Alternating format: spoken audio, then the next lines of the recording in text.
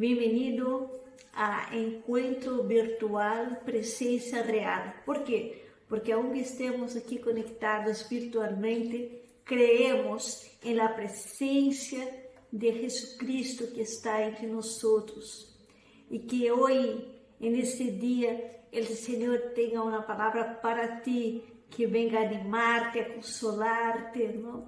Então, eu queria pedir a ti que abrira tu Bíblia em 1 Coríntios 12, de 12 a 27.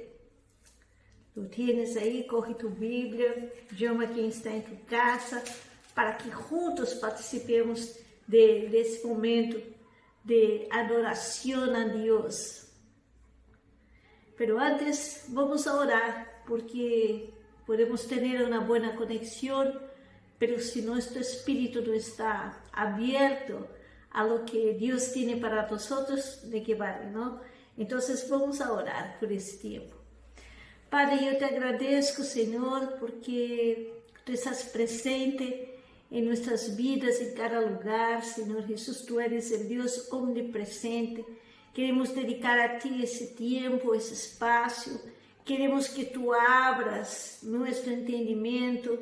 Queremos que tú utilices tu palabra y que toda estrategia humana, pues, que sea anulada, pero que tu Espíritu, el poder de tu presencia, de tu palabra, venga a transformar conceptos, ideas equivocadas, que venga a transformar nuestro corazón.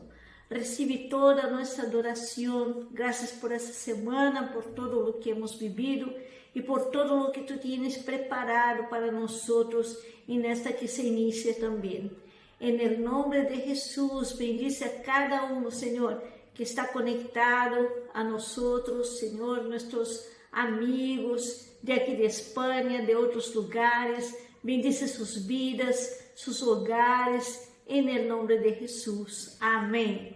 Mira lo que dice 1 Corintios 12, de 12 a 27.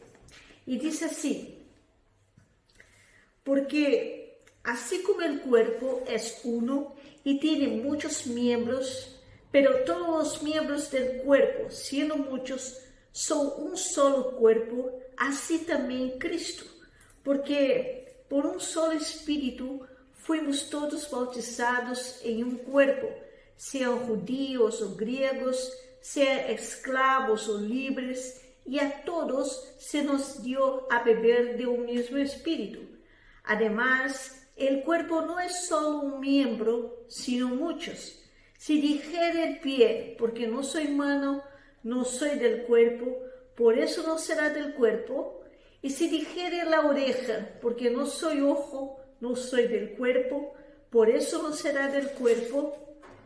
Si todo el cuerpo fuese ojo, ¿dónde estaría el oído? Si todo fuese oído, ¿dónde estaría el olfato? Mas ahora Dios ha colocado los miembros, cada uno de ellos, en el cuerpo como Él quiso. Porque si todos fueran un solo miembro, ¿dónde estaría el cuerpo? Pero ahora son muchos los miembros, pero el cuerpo es uno solo. Ni el ojo puede decir a la mano, no te necesito, ni tampoco la cabeza a los pies, no tengo necesidad de vosotros. Antes bien, los miembros del cuerpo que parecen más débiles son los más necesarios. Y a aquellos del cuerpo que no parecen menos dignos, a estos vestimos más dignamente. Y los que en nosotros son menos decorosos, se tratan con más decoro. Porque los que en nosotros son más decorosos, no tienen necesidad, pero Dios ordenó el cuerpo, dando más abundante honor al que le faltaba, para que no haya desavenencia en el cuerpo, sino que los miembros todos se preocupen los unos por los otros. Vemos aquí el diseño de la idea extraordinaria de Dios, que es la iglesia, comparado con un cuerpo. Pero ahora vamos a adorar como iglesia, todos juntos, esa iglesia invisible que está aquí en España, está en Brasil, está en Estados Unidos, Pues vamos juntos ahora a adorar. Acompáñanos ahora adorando, participando ahí en tu casa. Amén. Desolados ya no más, somos herederos con Jesús, extranjeros ya no más, ahora somos hijos por la cruz.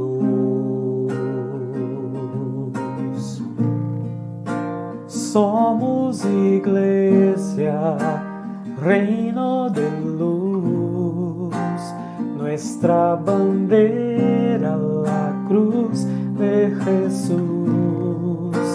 Somos iglesia, somos nación, la tumba vacía es nuestra canción.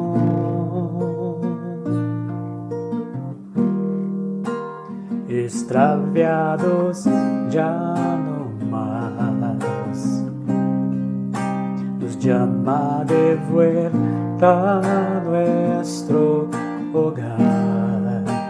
Separados ya no más, siempre a nuestro lado tú estás. Somos iglesia, reino de luz, nuestra bandera, la cruz de Jesús. Somos iglesia, somos nación, la tumba vacía es nuestra canción. Vivo estás en gloria y honor, reinas en victoria, Señor, nuestro ser entona a una voz: Cristo eres Dios, Cristo eres Dios. Somos iglesia, reino de luz, nuestra bandera, la cruz de Jesús. Somos iglesia, somos nación, la tumba vacía es nuestra canción.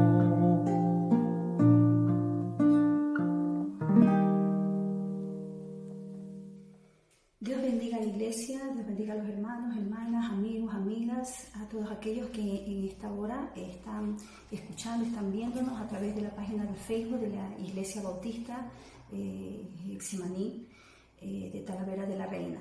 En esta hora vamos a meditar acerca de la iglesia. ¿Qué es la iglesia? Y para esto vamos a leer en el libro de Primera de Corintios, capítulo 12, verso 12, verso 13 y verso 27. Primera de Corintios, capítulo 12, verso 12, verso 13 y verso 27. Y dice la palabra de Dios de la siguiente manera: porque así como el cuerpo es uno y tiene muchos miembros, pero todos los miembros del cuerpo, siendo muchos, son un solo cuerpo, así también Cristo, porque por un solo espíritu fuimos todos bautizados en un cuerpo, sean judíos o griegos, sean esclavos o libres, y a todos se nos dio a beber de un mismo espíritu. Vosotros pues sois el cuerpo de Cristo. Padre, en el nombre de Jesús, Señor, glorifícate, oh Padre, a través de tu palabra, Señor, tal como lo dice, Señor, en las Escrituras. Tu palabra, Señor, saldrá de ti y hará lo que tú quieres. En el nombre de Jesús. Amén. Bien, la palabra griega, la palabra iglesia, deriva del verbo griego kaleo, que significa llamar. era en su uso común, se utilizaba como el prefijo, como un prefijo, con el prefijo eclesia, con doble K, y entonces significaba la reunión de los ciudadanos que gozaban de capacidad jurídica y se reunían para discutir sobre asuntos públicos. Más tarde, en el Nuevo Testamento, años después, pasó a representar al pueblo de los creyentes, dispersos por todo el mundo, que se reúnen en el nombre del Padre, del Hijo y del Espíritu Santo. A partir de este nombre griego se derivó al latino eclesia con C, del cual de esta palabra latina pues surgieron más palabras, por ejemplo eclesial, relativo a todo lo que es concerniente a la iglesia, pero para saber realmente lo que significa iglesia debemos cada uno de nosotros discriminar, ¿no? Y tener claro todo aquello, en primer lugar, lo que no es la iglesia. Como primer punto, quiero decirles que la iglesia no es un teatro, obviamente. La celebración del culto cristiano no es un espectáculo en la que las personas pagan para entretenerse durante los días domingo, o aunque ciertamente en los cultos de domingo se da el acto de la liturgia, es decir, las prácticas que están establecidas en nuestros cultos, en nuestras reuniones, en nuestras ceremonias religiosas, que crean en cierta manera pues expectación, ¿no? Tenemos un ritual en el cual hay música, hay cantos, cánticos, hay una predicación que incluso atrae a la gente. La ceremonia que esto podría representar, ¿no? Realmente no constituye en sí la iglesia.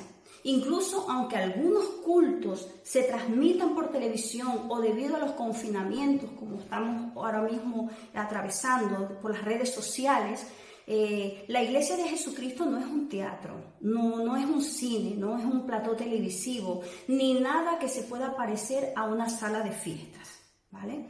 En segundo punto, la iglesia tampoco es un hospital, ¿no?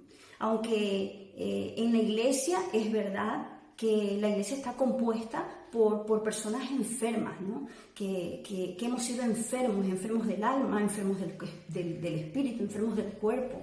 Y cuando venimos a la iglesia, pues sí, hallamos consuelo, ánimo, y por la gloria de Dios nos recuperamos completamente. Cuando nos arrepentimos de nuestros errores, tomamos la cruz de Cristo y seguimos adelante. Pero la misión de la iglesia no consiste en sanar, sino sobre todo la misión de la iglesia consiste en extender el reino de Dios en la tierra. Es cierto que muchos de los que entran por primera vez a una iglesia, a una comunidad cristiana, lo hacen muchas veces motivados por enfermedades del cuerpo, por enfermedades del alma, como he mencionado antes, o por la necesidad que tienen en ese momento, necesidades de afecto, necesidades de consuelo, pero una vez convertidos y satisfechas esas necesidades, no podemos estar siempre pidiendo. Un cristiano nacido de nuevo tiene que empezar a dar, tiene que aprender a compartir, a darse a sí mismo, a evangelizar. Una iglesia formada por personas que solamente se quejan, se andan lamentando, que solo demandan atención de los demás, es una iglesia enferma, es una iglesia que tiene anomalías, ¿vale? Como tercer punto, también tenemos que tener claro que la iglesia no es una agencia de viajes donde se vende billetes para ir al cielo, ¿no? Esa es la típica mentalidad de aquel que piensa, soy salvo, bueno, ahora que soy salvo, pues tengo ya mi pasaporte, mi visado, me he convertido, porque he creído, me han bautizado y participo de la mesa del Señor y ahora pues estoy esperando hasta que Cristo venga, ¿no? Aguardando en una sala de espera, ¿no? Hasta que venga el vuelo hacia la eternidad. Pero realmente si algunos piensan de esta manera, ¿qué pasa con aquellas personas que aún no tienen ese billete? Con las personas que aún no son salvas. La iglesia no es una sala de espera hacia la eternidad, no lo es. Tampoco la iglesia es un club social, no es un club privado. al que se asiste con el único fin de saludar a los amigos, comer con ellos, no es una buena imagen de lo que es la iglesia. Por supuesto que la iglesia, como iglesia, como tal, pues sí, se desarrollan relaciones fraternales, tiene lugar el ágape cristiano, las comidas en hermandad, los campamentos, las cenas de fin de año, diversas actividades, en fin, ¿no? Y no sé si es solo en la nuestra, pero es común, yo creo, en la mayoría, que a veces hay hermanos que no se los ve, pero los vemos cuando hay este tipo de actividades, ¿no? Las comidas, los campamentos, las cenas, es así, ¿no? Pero estas celebraciones, eso es lo que quiero que tengamos en claro, iglesia. Estas celebraciones no constituyen la finalidad última de la iglesia, de la comunidad cristiana. Es un medio que se utiliza, pero no es un fin, no es el fin. Estas concepciones erróneas no son más que una caricatura humorística de lo que debe ser la iglesia. Al enseñar que la razón de la iglesia es presentar continuamente a Cristo, hay personas que como que cierran, ¿no?, los oídos. Es como dice las Escrituras, tienen oídos para oír, pero no oyen, ¿no? Se convierten en personas sordas en cuanto a la palabra de Dios, profetas mudos, gente que está como inmovilizada, porque nada se mueve dentro de su interior, no cambian. ¿Por qué? Porque no permiten, ¿no?, que el Espíritu Santo, que el Espíritu de Dios toque sus vidas.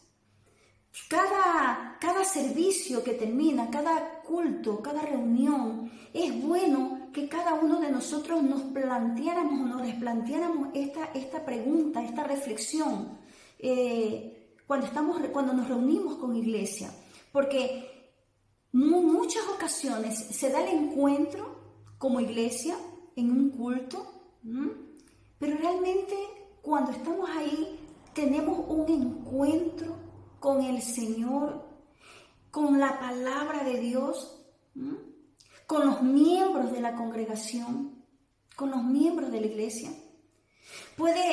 Y si no es así, puede llamarse entonces a esas reuniones como cultos de la iglesia. Si no es así, entonces, ¿qué es en realidad? ¿Qué es la iglesia? ¿Qué es la iglesia de Jesucristo?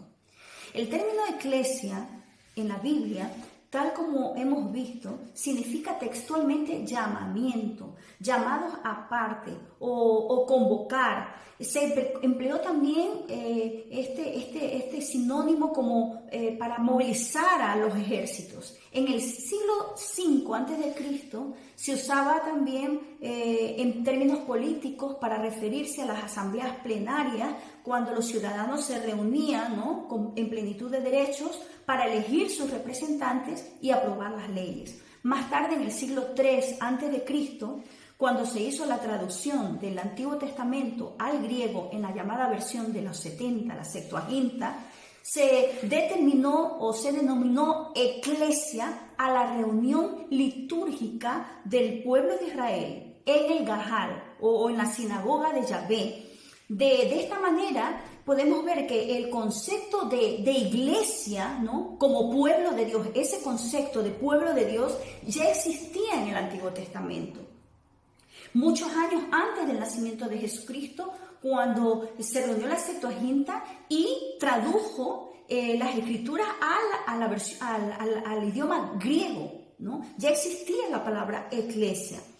Los cristianos, en continuidad con el pueblo de Dios, no emplearon la palabra sinagoga o gahal debido a sus connotaciones judías, ya que significa textualmente asamblea local o casa del judaísmo, sino que prefirieron el término iglesia como asamblea convocada por Dios en Jesucristo.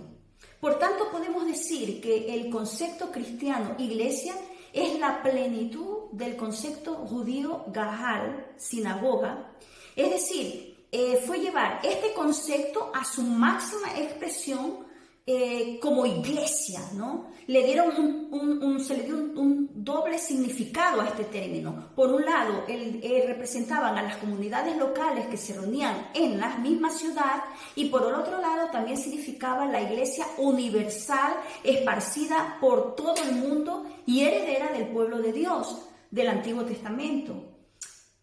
Entonces ya teniendo ya familiarizándonos con esta terminología de iglesia, ¿no? De dónde sale esta palabra, pues podemos ahora reflexionar en cuanto a las características de la iglesia cristiana. ¿Cuáles son las características? Como todos sabemos, la iglesia es una comunidad de aquellos que estamos dispuestos a vivir como pueblo de Dios, congregados o reunidos en el nombre de Jesús, santificados por su muerte en la cruz y esperando la glorificación cuando Cristo vuelva. Y si quisiéramos ser muy estrictos y muy rigurosos, podríamos decir que Jesús no fundó la iglesia, ya que ésta existía como pueblo de Dios, con ese significado, pero sí que Jesús puso los fundamentos del nuevo pueblo de Dios al restaurar la comunidad del verdadero Israel. Por tanto, en este sentido amplio, sí que Jesucristo es el fundador de la iglesia, ¿no? Y esta es la principal característica, que la iglesia tiene como fundamento, como único fundamento, Jesucristo, como Señor. La iglesia cristiana, como tal, entonces se hace presente por primera vez cuando el Espíritu de Dios desciende sobre esta comunidad, sobre los discípulos de Jesucristo que se llaman esperando, ¿no? la promesa. Y vemos aquí en el Nuevo Testamento que a la iglesia se le llama pueblo de Dios, a sus miembros se los conoce como elegidos, como llamados, como escogidos, hermanos, santos, y luego prevalecerá el nombre de cristianos, ¿no? Como discípulos, seguidores de Jesucristo. De manera que los cristianos, pues aquí vamos a hablar ya de la segunda característica, ¿no? La primera, que Jesucristo la iglesia tiene como único fundamento a Jesucristo, ¿no? Y segunda característica, podríamos decir también que somos personas que la iglesia está compuesta por personas que creemos, que seguimos a Jesucristo y a sus enseñanzas. Esa es la segunda característica. Las cuatro paredes de un local no constituyen la iglesia, no es una iglesia. Quienes constituyen la iglesia somos los creyentes. Somos todos aquellos que hemos creído, que nos hemos arrepentido, que creemos en las Escrituras y seguimos la palabra de Dios. La iglesia se levanta, se edifica ante un mundo, ¿no? Ante este mundo, mediante ¿qué cosa? Los ministerios, ¿no? Los dones, los diferentes servicios y ministerios que el Espíritu de Dios ha repartido para servir, ¿no? La iglesia, por otro lado, es siempre una comunidad también basada en la fraternidad. Esa es su tercera característica de la iglesia. La primera, la iglesia está fundamentada en Cristo Jesús. La segunda, la iglesia está conformada por personas que creen y viven y siguen las enseñanzas de Jesús. Y en tercer lugar, la tercera característica de la iglesia es la fraternidad, pero una fraternidad pluralista. ¿Qué significa esto? Pluralista porque no discrimina, ¿no? No discrimina nacionalidad, no discrimina el origen de las personas ni el sexo de las personas en las relaciones, ¿no? Que tenemos, pero sí que tenemos elementos comunes, ¿no? Nuestra misión, la misión principal de la iglesia es la evangelización para la conversión de judíos y gentiles, es decir, de todo el mundo. La iglesia cristiana podría definirse como la comunidad de creyentes convertidos por la palabra de Dios e incorporados por el bautismo que celebran la nueva alianza del Dios con o en el partimiento del pan, llamada también la mesa del Señor, y somos testigos en el mundo de la salvación de Dios realizada por o en Jesucristo y testifican o testificamos a través de los diferentes servicios y ministerios. Las primeras comunidades cristianas, tanto en el mundo griego como en el judío, nacen en un ambiente económico, social, político y cultural muy precario. ¿Cómo es esto? La iglesia cuando surgió, vivían como pequeñas fraternidades marginados por la sociedad y por las leyes civiles. La mayoría de los creyentes que son llamados por la predicación misioneras, en este caso por el apóstol Pablo, por ejemplo, se reunían en casas familiares, leyendo la Biblia, ¿no? Ellos leían la Biblia y cuando nosotros vemos a través de las Escrituras, ¿no? Cómo era esta iglesia primitiva, esta iglesia primera, entonces notamos que hay profundas diferencias socioeconómicas. ¿Por qué? Porque encontramos que era una iglesia donde habían personas libres y esclavos, con muchas diferencias políticas. ¿Por qué? Porque habían ciudadanos con derechos amplios y habían también extranjeros con derechos mínimos o sin ningún derecho. Era una iglesia donde había muchas diferencias raciales. ¿Por qué? Porque estaba conformada también por bárbaros y escitas. ¿Quiénes eran los bárbaros? Pues para los romanos eran todos aquellos que procedían de pueblos extranjeros, y para ellos eran pueblos inferiores y económicamente a ellos y no hablaban latín, ¿no? Y por eso el término bárbaro significaba los que balbucean, o sea, era un término irónico, un término bastante de burla, ¿no? Más que nada. Y también tenemos por otro lado los escitas, que eran nómadas, ¿no? Vemos también una iglesia que había diferencias sexuales porque estaba conformada por hombres y por mujeres. Y acuérdense que en aquel entonces las mujeres no gozaban de los mismos derechos que los hombres, ¿no? Eran prácticamente, ser mujer era lo mismo que ser esclavo o que ser un esclavo, ¿no? No tenían derechos. Pero aún así, con todas estas diferencias que encontramos, vemos una iglesia que estaba unida, que eran unidos, ¿no? Habían diferencias religiosas, unos eran judíos, otros eran griegos, pero todos como iglesia se sentían unidos, como hijos, como hermanos, como parte de una misma casa, de una misma familia. Todos reunidos se edificaban leyendo los evangelios, las cartas de Pablo, las cartas de los apóstoles cuando las recibían, proclamando el evangelio de Jesucristo. Después de darse un ósculo santo, un beso fraternal, cenaban ellos juntos alrededor de la mesa del Señor. La iglesia, hermanos, es así. Parece una familia de familias. ¿Por qué? Porque su fermentación, crecimiento y desarrollo se produce en primer lugar en el ámbito familiar. La iglesia no es una comunidad uniforme u homogénea, ¿no? No es uniforme porque está compuesta por personas que somos diferentes. Pero sí somos homogéneos, somos iguales en cuanto a autoridad y principios. La unidad la unidad de la iglesia no se basa en la uniformidad, porque repito, no somos iguales, aunque tenemos la misma autoridad, los mismos principios que es la palabra de Dios, pero en la iglesia coexisten o coexistimos personas de diversas procedencias, con distintas culturas, con diversos idiomas, idiosincrasias, peculiaridades, y lo hay por causa del fenómeno de la inmigración, ¿no? Y eso es lo que vemos hoy en día.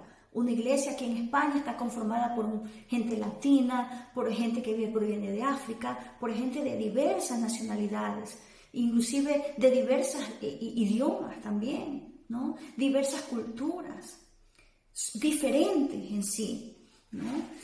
Pero por eso la iglesia está llamada a la pluralidad, a la diversidad y no a la uniformidad.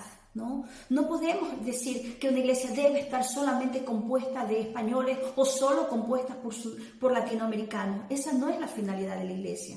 La iglesia debe ser pluralista. La iglesia debemos nosotros proclamar la diversidad. Gloria a Dios, porque así nació la iglesia. La iglesia primera no solo estaba compuesta por judíos, estaba compuesta por griegos, estaba compuesta por romanos, por bárbaros, por escitas. Esa es la iglesia. Esa es la verdadera iglesia de Jesús.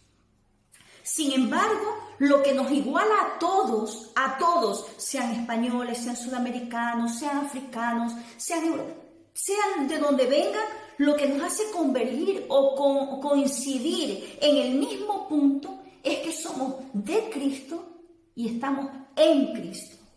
Somos uno en Cristo, con un mismo sentir, un mismo rumbo, una misma dirección. Como dice la palabra, ya en la iglesia ya no hay judío, ya no hay griego, ya no hay español, ya no hay de Colombia, ya no hay de Perú, de Venezuela, no hay esclavo, no hay libre, no hay pobre, no hay rico, no hay hombre, no hay mujer, porque todos vosotros, dice las Escrituras, sois uno en Cristo. Gálatas 3:28. La iglesia se hace visible en el culto, sí, porque ahí nos vemos, pero también en la acción, ¿no? Cuando la iglesia actúa, cada uno de nosotros actuamos con los unos con los otros. Somos invisibles como cuerpo de Cristo. Si ampliamos el significado en cuanto a iglesia universal, ya que estamos en casi todos los rincones del mundo, pero no nos conocemos todos. La iglesia no existe en sí misma, ni por sí misma, ni para sí misma. En otras palabras, la iglesia existe en el Señor Jesucristo, por el Señor Jesucristo y para su Señor Jesucristo. Esto significa que la iglesia existe para el mundo, porque es al mundo a quien tenemos que transmitir el mensaje de la reconciliación de Dios con Jesucristo. Por tanto, la iglesia debe existir en plena libertad bajo el señorío de Cristo. Desgraciadamente, muchas veces la iglesia se ha mezclado tanto que ha permitido las doctrinas erradas, ¿no? Contrarias a la palabra de Dios. Ha intentado muchas veces también a través de la historia aliarse con el poder político, cuyas posturas son contrarias a la palabra. Y lo ha hecho, pero cuando ha sucedido esto, cuando aún se ha unido iglesia y Estado, pues corre siempre el peligro de perder su libertad, de paralizarse, de estancarse, de faltar a su propósito. Cuando se establecen alianzas políticas con doctrinas dispares y se pasa por alto que la iglesia trata de seguir a Jesucristo y a quien tiene que seguir es a Jesucristo, en vez de las autoridades humanas, debemos recordar que precisamente fueron las autoridades humanas quienes crucificaron a Cristo y lo llevaron fuera a las puertas de la ciudad. Las congregaciones cristianas, las iglesias, debemos recordar que siempre hay que dar al César lo que es del César, sí, y a Dios lo que es de Dios. Iglesia y Estado, ¿podemos colaborar? Por supuesto que sí, respetando nosotros las leyes civiles que no atenten contra la ley de Dios, pero nunca fusionarnos. La comunión implica también corresponsabilidad. Pablo nos habla acerca de una comunidad en la que todos estamos involucrados en una tarea común, aunque cada uno tengamos nuestra propia función específica, ¿no? Acorde a los dones que Dios nos ha dado. La comunión entre las personas determina una corresponsabilidad, es decir, todos somos responsables de todos y por tanto, ¿no?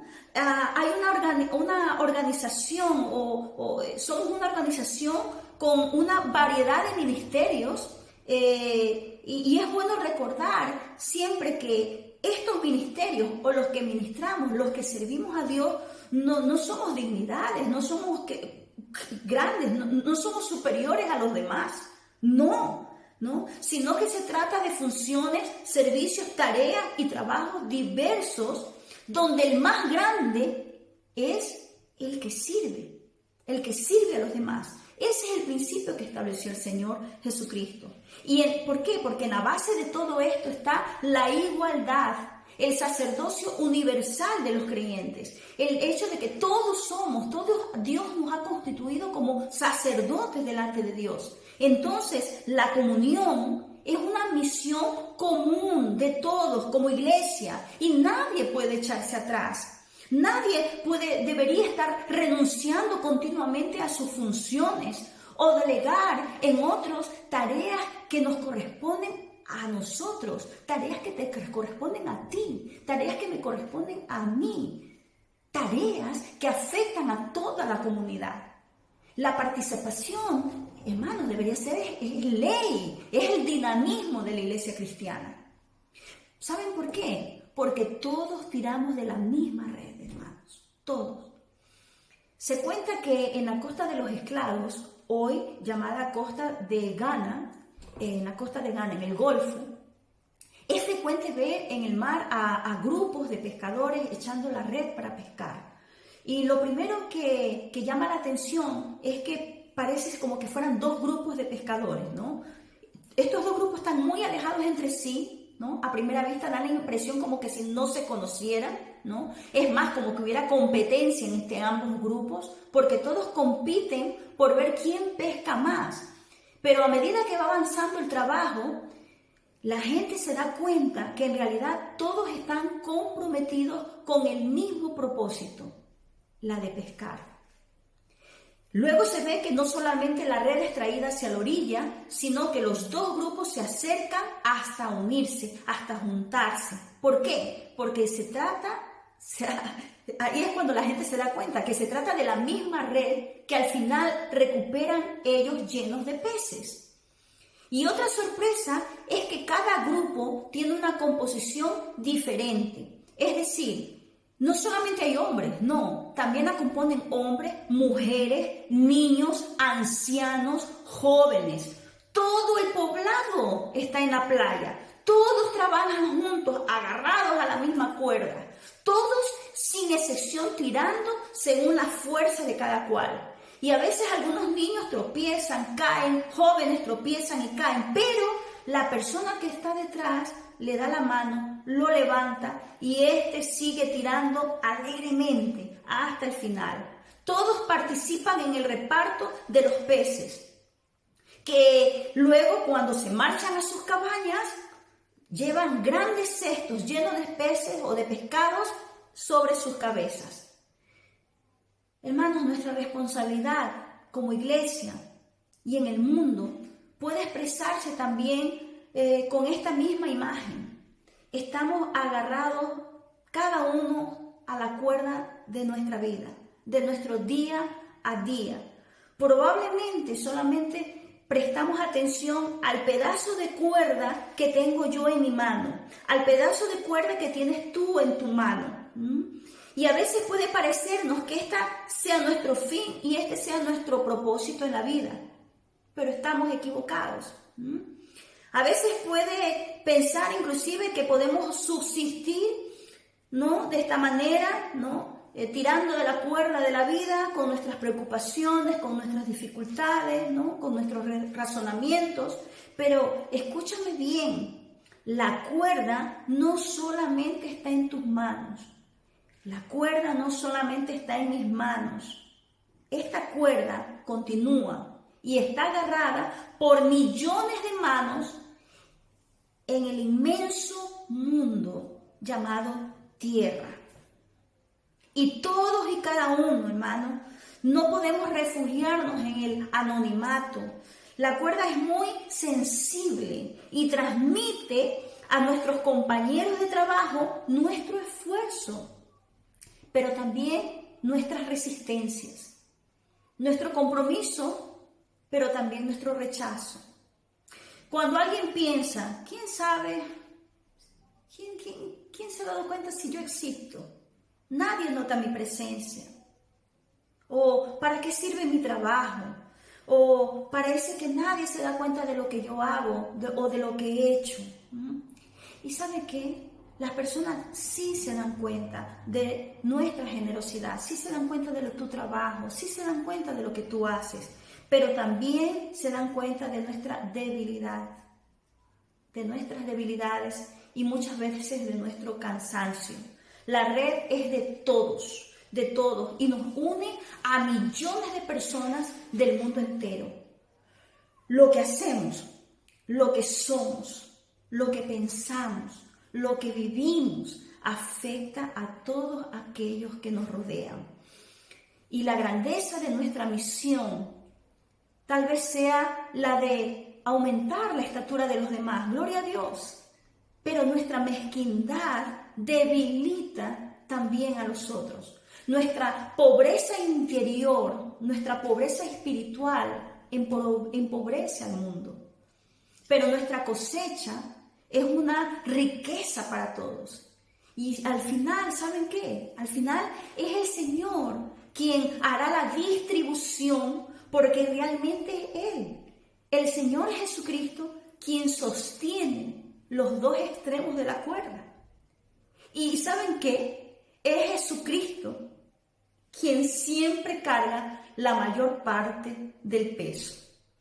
Y si tú miras bien, iglesia, si miramos bien, Jesús tiene las manos lastimadas por sostener la soga durante milenios.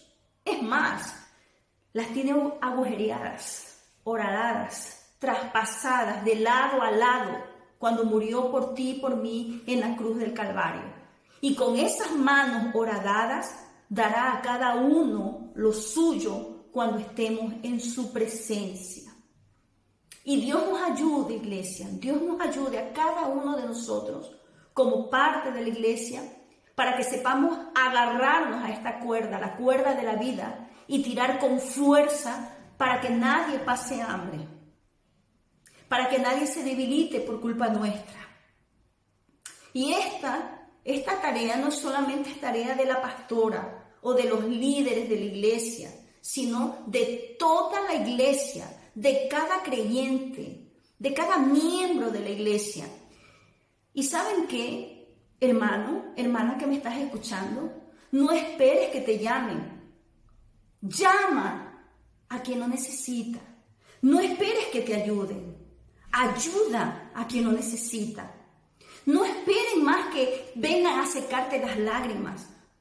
Consuela, que siempre hay gente a nuestro alrededor con necesidades. No nos encerremos en nosotros mismos. Sal de tu comodidad. Seamos una verdadera iglesia. Deja de estarte lamentando. Deja de estar reprochando. Actúa. Trabaja. Sirve al Señor. Seamos, hermanos, iglesia, la verdadera iglesia de nuestro Señor Jesucristo. Oremos. Padre que estás en el cielo, en el nombre de Jesús, te alabamos y te bendecimos, Señor. Obra y glorifica tu nombre, Padre.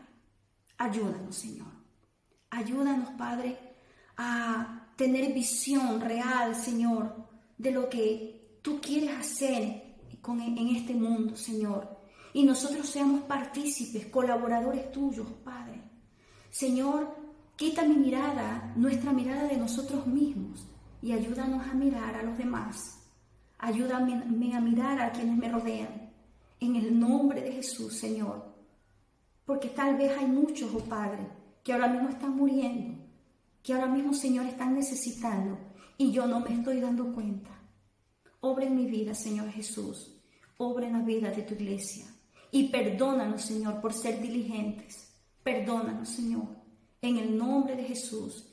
Que tu Santo Espíritu nos ayude, nos llene y haga en nosotros, Señor, la obra, Padre, para conducirnos en este mundo como verdadera iglesia de Jesucristo.